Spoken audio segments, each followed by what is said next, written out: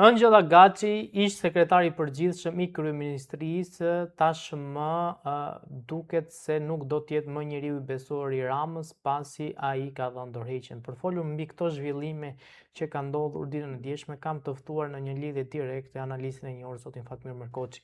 Zoti Merkoçi, faleminderit që u bashkuat me ne. Faleminderit edhe juve. Zoti Merkoçi, si e gjykoni këtë ikje të, po themi, Angela Gaçit, një prej njerëzve më të afërt të zotit Rama? Nuk e di nëse Angela Gaci ka qenë fizikisht apo nuk ka qenë fizikisht në dorëheqjen e tij, sepse Angela Gaci ka kohë që ka ikë nga posti i mbajtur apo i dhënë nga Rama.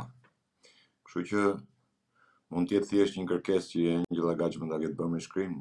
Tash nuk kam asnjë lloj informacioni që Angela Gaci ka qenë prezent, pasi Angela Gaci që kur thirr në SPAK dhe mori, themi, akuzën e tij apo u njoh me dosjen e tij, Angela Gaci u zhduk. Të kemi deklaruar që kur Angela Gaci u zhduk një muaj më përpara, domethënë Angela Gaci nuk ka qenë më në funksionin e tij si sekretari i përgjithshëm i kryeministrisë. Është Angela Gaci ka paraprirë çdo lloj veprimi që mund të bëjë SPAK-u mbi Angela Gaci, prandaj thash unë s'besoj se Angela Gaci do të qenë fizikisht. Thjesht do të qenë një letër i drejtuar Ramës apo i depozituar për sa i përket dorëheqjes së tij, por ashtu siç e thash, Angela Gaci ka një muaj që ka ikë nga ai pozicion. Zoti Merkoçi, po pse kjo ikje e zotit Agaci nga pozicioni sekretarit përgjithshëm të kryeministrisë?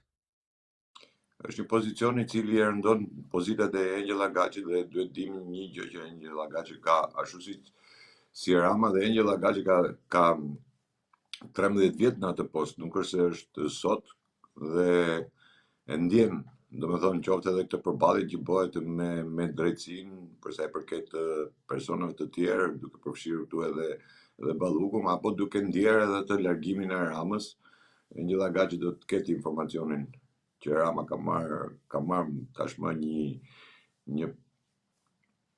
një akuzë për sa i përket sigurisë Amerikës apo dhe gjëra të tjera, lidhjeve të tjera që ka.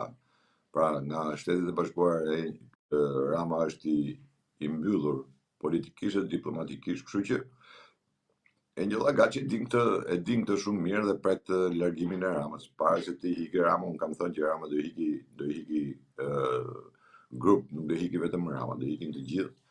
Dhe duke u friksuar drejtësisë, patjetër Angela Gaci tek e fundit nuk mund të themi se është njeri që nuk e njeh ligjin apo nuk është njeri që nuk është përballur ndonjëherë me ligjin, ka punuar edhe si avokat në Itali, kështu që ai di shumë mirë se çdo thot akuza dhe çdo thot ta njohësh dosjen paraprakisht dhe normalisht Angela Gaci do të largohesh, nuk do qëndron në Shqipëri. Unë e di që Angela Gaci nuk është në Shqipëri, është larguar me kohë. Kështu që janë të parët ata njerëz që fillojnë edhe braktisin apo largohen, sepse në fund fare kur vjen para drejtësisë, gjithkush përgjigjet në mënyrë personale dhe jo kolektive. Zoti Merkoçi, besoni që pas Angela Gaçit mund të ketë të tjera lëvizje në kryeministri dhe deri ku mund të shkohet kjo lëvizje? Patjetër që do ketë lëvizje. Një nga lëvizjet që ishte, po ishte lëvizje me rikthim, ishte e zonjës Bishga, kur e dërguar ambasadës amerikane vajti në zyrë dhe i la zarfin në zyrë dhe ajo detyruar të jepte dorëheqjen, pastaj me presionet e Ramës ajo u rikthye përsëri në postin e saj, pas një jave u rikthye në postin e saj. Por do jenë shumë të ikur. Unë thash Rama nuk e ka mund, kjo qeveri nuk është më qeveri e cila mund të mbijetoj kësaj përballje, të cilën në radhë parë e ka me Amerikën, por duke u bashkuar edhe Bashkimin Evropian. Pra, asaj lufte që Amerika e ka nisur me Ramën, apo betejë, themi më mirë, që ka nisur me Ramën, ju ka bashkuar edhe Bashkimi Evropian, po shihni gjitha lëvizjet, mosvajtja e Ramës në takimin në samitin që u majtë në Gjermani dhe dërgimin e Taulant Ballës tregoi hapur që Rama nuk është më i mirë pritur në Europë, ashtu siç ishte dikur, ka humbur kredibilitetin e tij, ka humbur çdo gjë dhe përforcon edhe një herë atë bindjen që Rama do të ketë marrë akuzën nga Amerika, kështu që dhe Europa fillon ta distancojë dhe distancimi më i afërt ishte samiti i Gjermanisë kur Rama nuk mori pjesë. Ishte e pamundur që Rama mos marrë pjesë, dhe ne kemi parë Ramën për 13 vjet, nuk ka lënë brime, nuk ka lënë takim pa bërë, nuk ka lënë absolutisht askënd tjetër. Ai luante edhe rolin e ministrit të jashtëm, rolin e kryeministit, rolin e presidentit. Dhe tashmë i ka rënë to credo, kështu që Rama fillon të distancohet nga të gjitha takimet. Jo se vetë distancohet, por nuk e pranojnë më. Me sa duket Ramës ja kanë bërë qartë edhe europian që nuk je më i dëshirueshëm për Amerikë, për Europë. Zot Markoçi ka pasur një vizitë një prej zyrtarëve më të lartë të Dashit, ku ka takuar disa prokurorë të SPAK-ut dhe kreun e BK-s. Si u duket kjo lëvizje, dhe ne kemi parë që gjithmonë pas këtyre vizitave sikur ka goditje të mëdha ndaj zyrtarëve të lartë. Kjo lëvizje dhe zotit Mark ishte një lëvizje e papritur, themi, dhe një lëvizje me porosi. Vërtet që takoj SPAK-un dhe GKK-on, pra krerët e SPAK-ut dhe GKK-s, por mos harroni se bërë edhe një vizitë si radhë herë, se kanë qenë edhe herë tjera dhe nuk e kanë takuar, se dim pozicionin e presidentit të Republikës, kësaj radhe takuan edhe presidentin e Republikës. Dhe gjithë takimi, them se mund të jetë i fshehur pak takimi me presidentin e Republikës, dhe po ta vini re, asnjë media nuk u mor me takimin e zotit Mark me presidentin. Megjithëse në të gjithë takimet ka qenë i shoqëruar nga ambasada amerikane. Pra, ka qenë një takim tepër zyrtar, themi, dhe shumë i rëndësishëm. Dhe për sa i përket SPAK-ut apo GKK-s, ata e kanë thënë gjithmonë, edhe vetë dërguar e ambasadës amerikane në Tiranë e ka deklaruar edhe ditë më parë, dhe ishte edhe ditë më parë në SPAK edhe GKK ka bërë deklaratat në faqen e saj zyrtare për sa i përket drejtësisë, të cilët thotë se ne e mbrojmë drejtësinë, jemi për drejtësinë, ka mbështetjen tonë, i kanë të gjitha, domethënë. Por unë them më tepër ishte një lëvizje për të takuar presidentin e Republikës, për atë gaf që bëri presidenti e Republikës duke i dhënë Ramës një autorizim për të përfaqësuar Shqipërinë në bordin e paqes që do mbahet tashmë në Amerikë. Gjithashtu për të kundërshtuar dhe për të treguar që Rama është i padëshurueshëm në Shtetet e Bashkuara të Amerikës dhe nuk mund të ulet në një tavolinë me Trumpin. Dhe gafa që u bë nga opozita, e cila u bashkoi votat me pozitën për t'i dhënë Ramës dhe për të miratuar një ligj nominal me emër të Ramës, që Rama të ishte përfaqësuesi i jonë. Dhe Rama mendoi se me këtë ligj dhe me këtë autorizim që i dha presidenti dhe parlamenti, mendoj se do të ishte përfaqësuesi i Shqipërisë dhe do shkonte, dhe prandaj bëri atë deklaratën që tha unë do shkoj në Amerikë, se mendoj se ishte një kart shumë e fortë. Në këtë moment, patjetër që ka ndërhyrë departamenti i Shtetit Amerikan, dhe mund të them me bindje të plotë, domethënë që është Dore Suzit, e cila ka ndërhyrë dhe ka bërë blok Ramën, ashtu siç që ka bërë blok Suzi, ka qenë pjesa më e pakalueshme e Ramës në administratën Trump. Çdo njeri tjetër Rama mund të mundohesh të bënte në një takim, por gjithsesi ajo është barriera më e fortë, sepse mos harroni, Suzi është krau djathi i Donald Trumpit dhe e pa diskutueshme një nga personat më të rëndësishëm, pavarësisht se është shef e kabinetit, dhe ne e cilësojmë shefet e kabinetit siç janë duke ne, po atje shef e kabinetit ka rëndësi më të madhe. Çdo ftesë, çdo kalim që do bëhet tek Trumpi, apo Trumpi do ta përcjellë në publik, gjithmonë do të kaloj para zyrës së Suzit, ajo vendos pastaj se kush qysh tek bëhen veprimet.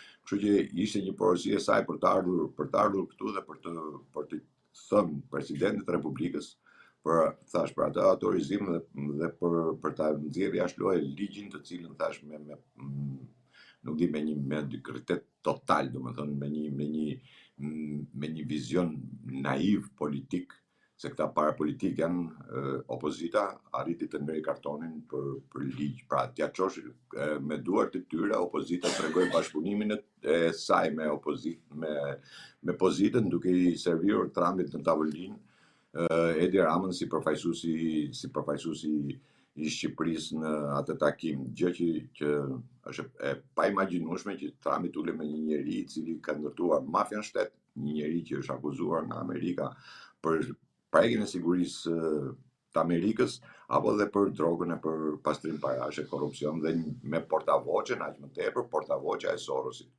Dhe këtu tregon që këta gjithë nuk kanë vizion politik fare, nuk e njohin fare politikën, por njohin vetëm ato pazaret e tyre njëri me tjetër, marrëveshjet që mund të bëjnë njëri me tjetrin. Dhe vizita e zotit Mark pikërisht ka qenë për këtë, dhe ju do shihni Rama nuk do të jetë në mënyrë kategorike, nuk do të jetë në Amerikë në takimin që do bëhet në bordin e paqes. Nëse Rama nuk merr pjesë në takimin që do bëhet për bordin e paqes, a është kjo goditja finale ndaj zotit Rama?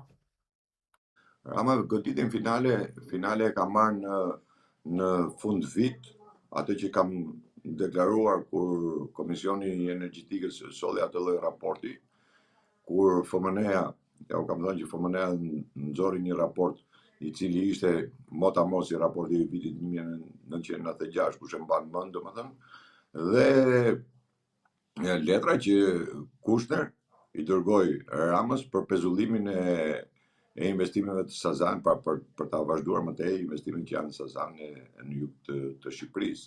Kështu që në këto pikpamje Rama ishte i mbyllur. Rama është i mbyllur edhe në takimin që u bën në OKB, kur Rama nuk ishte i pranishëm, që u bën në Amerikë, mos harroni se takimi në OKB bëhet në Amerikë, nuk bëhet vend tjetër. Dhe Rama nuk ishte i pranishëm dhe dërgoi Bajrambekën si përfaqësues i Shqipërisë. Pra, e shmangu dhe këtë lloj takimi. Pra, Rama politikisht dhe diplomatikisht Rama është i vdekur, është i mbaruar. Pritet, këto janë ato gramat e fundit që Rama mundohet të bëj brenda vendit tashmë, sepse është ngushtuar laku. Tash me Amerikën nuk ka më asnjë lloj kontakti, që kur ka vënë Trumpi ka vënë këmbën në zyrën ovale,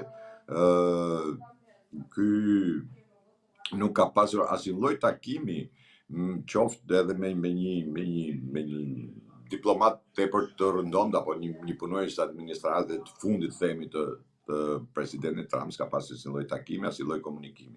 Gjë që bie në sy, sepse këtë lloj nuk e ka absolutisht politika shqiptare, nuk ka pasur asnjë lloj takimi me administratën Trump. E gjithë politika shqiptare nuk ka pasur, dhe këtu është për të ardhur keq, domethënë që kemi arritur në këtë lloj pike ku vetë presidenti Trump na cilësoi në atë mbledhje që bëri, ne na nxorri tek vendet e treta, domethënë. Pavarësisht nga kjo, ka një vëmendje shumë të theksuar për sa i përket Shqipërisë dhe Kosovës gjithashtu. Do të shihni dhe urimin që i bëri qeverisë Kosovës dhe Albin Kurtit, dhe me komunikimin me qeverinë shqiptare dhe kryeministrin e Shqipërisë janë zero. Është krijuar qeveria e Kosovës dhe kryeministër është zoti Rama. Zoti Kurti.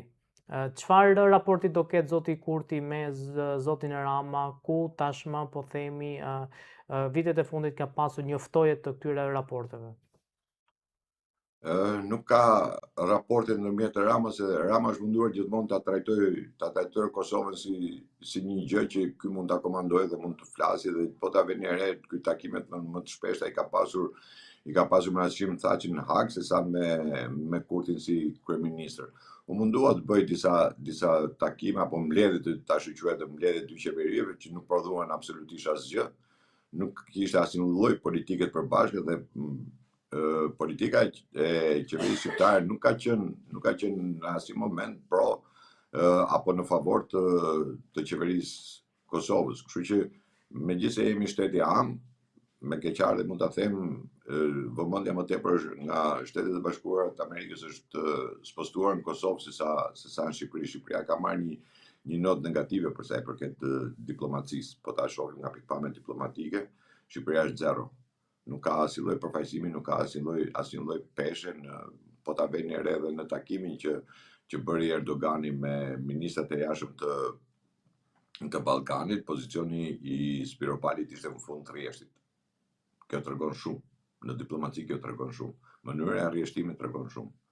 Kështu që është i mbyllur dhe të gjithë Rama sot nuk mund të bëjmë më takime me Kurtin, se dhe Kurti e di shumë mirë tashmë pozicionin e Ramës, nuk është se e dim vetëm europianët, dhe kur e din europianët Kurti patjetër që e di pozicionin e Ramës, dhe Rama ka një pozicion tepër të rënduar për sa i përket lidhje me drejtësinë dhe lidhjet me ndërkombëtarët. Ju do shihni që emri i Ramës do dalë edhe tek aferat apo ato tendera që ka bërë edhe vetë Europa.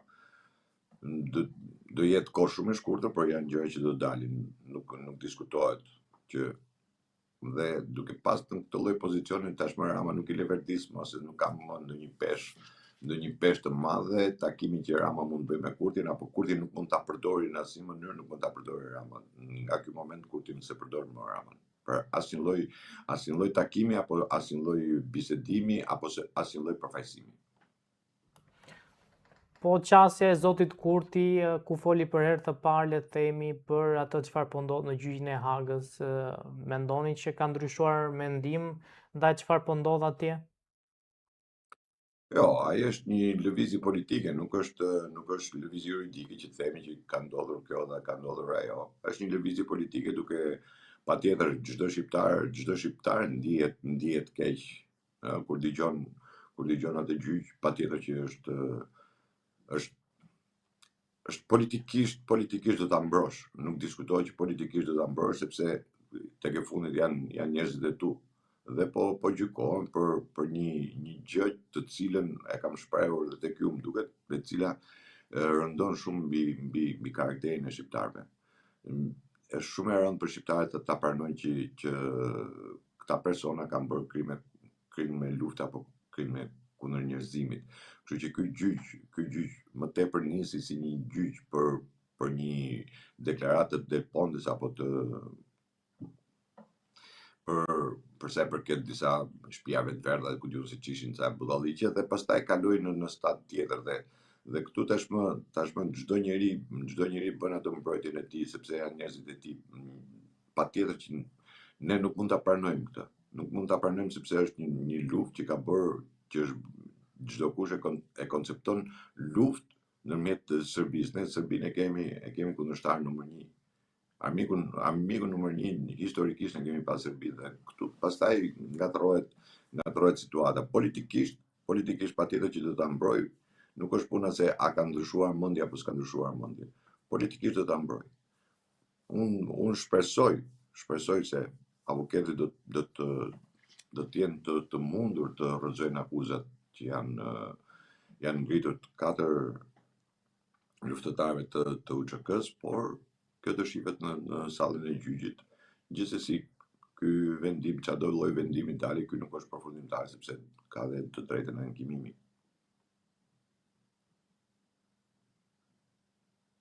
Zotë Merkoçi, faleminderit shumë për intervistën. Faleminderit atë ju.